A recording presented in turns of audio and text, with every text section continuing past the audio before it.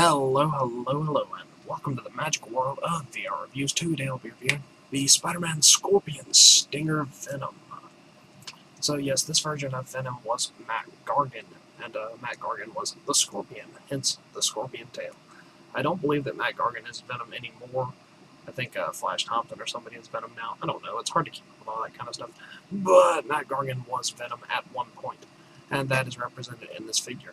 The only real difference between him and normal Venom is the red eyes and scorpion tail thing like this. I don't think he always had the scorpion tail, but it is something that I've seen him have. Anyway, this is sort of a Marvel Legends caliber figure, Hasbro-wise anyway. Similar kind of articulation, the same scale, things like that. It's got pretty nice detail, sculpt, everything like that. The articulation is pretty decent. I picked it up for about $12 at Toys R Us. Which is odd because it came out like 5 years ago or something, so I don't really know why they still had them, but pretty decent price, pretty easy to get a hold of, and a decent Venom figure. So yeah, let's move in for the articulation, detail, sculpt, paint, and all that kind of stuff. Alright, here we have Venom. I've detached his scorpion tail, and I'm going to be considering that as more of an accessory than actually part of the figure, as it is detachable, and it actually comes detached whenever you open him up and stuff, so I'm counting that as an accessory. Detail-wise, Venom looks pretty much exactly like Venom should. He's got his little white spots on his hands here, white spider emblem on the chest, and on the back. He's pretty much black everywhere else on his face, which I'll zoom in on a second. He's got his teeth and tongue and eyes and all those sorts of things. He's got nice claws and stuff on the hands, things like that. Just a pretty standard appearance for Venom, really. Minus the red eyes, anyway. Let's zoom in a little bit on his head and stuff like that. Alright, you can see Venom's head right here and see lots of little fine details around the eyes, especially. He has lots of sculpting work. The paint's pretty nice inside the mouth, too. The tongue itself is nicely sculpted in red and pink. And overall, just a really nice-looking head sculpt in general. Let's look at the hands as well. You can see lots of veins and things on the hands here, and some of his claws. They're not painted a different color, but they're very clearly sculpted there. And of course, he's got that same kind of vein work all over the body. Let's move on and look at the articulation. As I said earlier, Venom is kind of similar articulation-wise to Marvel Legends. His head will be going up and down, and rotating all the way around. He has nice ball-jointed shoulders. They don't go up too far because of the big shoulders and things like that, but they move pretty well. Decent single-jointed elbows that move pretty well.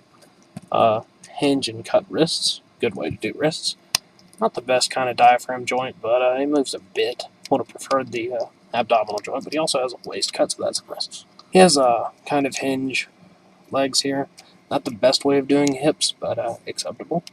Double jointed knees, which are always nice, and single hinges down here at the ankles. So articulation-wise, he is pretty good.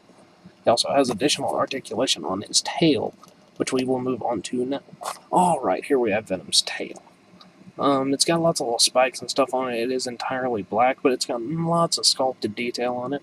It moves at each little segment here, forward and backward on little ball joints, and they also rotate in each little section. And this part here plugs into his back. Here you can see him with it equipped and exhibiting its full range of motion. That about wraps it up for everything related to Venom. Let's move on to his packaging. Venom comes in a fairly standard style of blister card. Big window here, card back. Not really much of a name for the series. It's just called Spider-Man from what I can tell.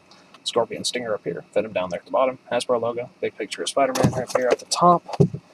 Bottom you see Venom displayed with Spider-Man. The interesting thing about this is that the tail that he actually comes with is a segment longer than the one they display him with, which is interesting. And also his mouth isn't open quite that wide on the actual figure. It displays some other figures from this wave. Of course, it's not all of them. This is a different Venom. This is Carnage, Juggernaut, Black Suit Spider-Man, some sort of weird aquatic Spider-Man, and regular Spider-Man.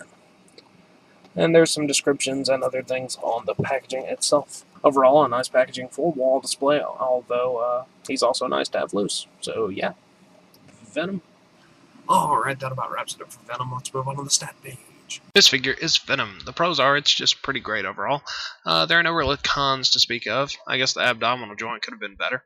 The sculpt paint, 9, just 9s across the board really. Overall 9, everything like that. This figure has been approved by VR Reviews.